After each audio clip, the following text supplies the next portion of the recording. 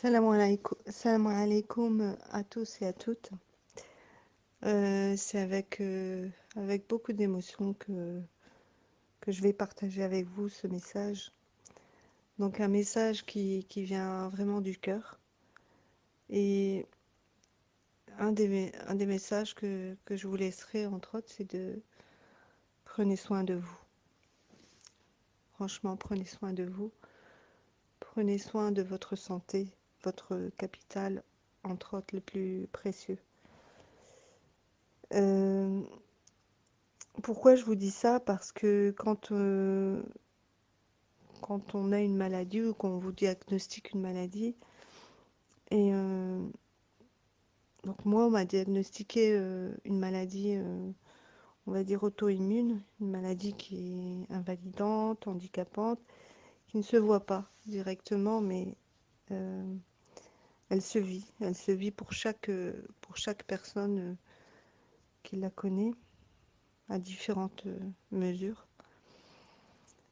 Et cette pathologie, en fait, c'est la sclérose en plaques.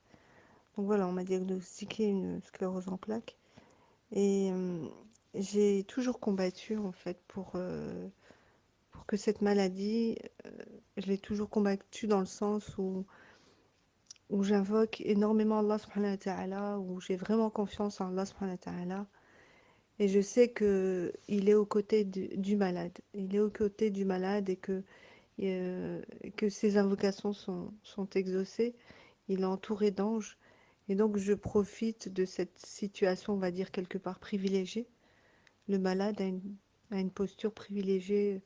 Ça paraît paradoxal, mais c'est plutôt cette posture-là que j'adopte. Et j'ai combattu, je suis passée par des hauts et des bas. Et, euh, et en fait,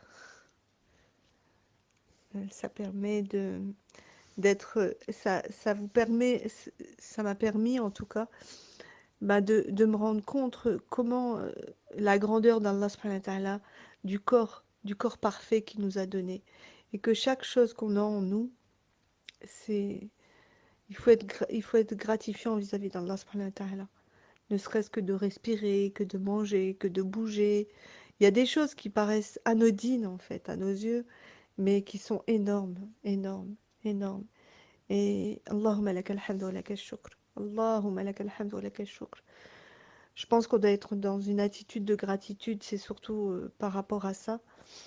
Et en même temps, dire que Allah subhanahu wa ta'ala exauce les invocations. Il nous a. Il, Ad'ouni fastajib lakum. Il attend qu'on l'invoque. Il attend qu'on l'invoque et il nous exauce. Et subhanallah, quand Mariam m'apprend, me dit écoute, Tahayada, tu vas partir au Hajj. Inch'Allah, bi'idhnillah. Donc, j'ai dit oui.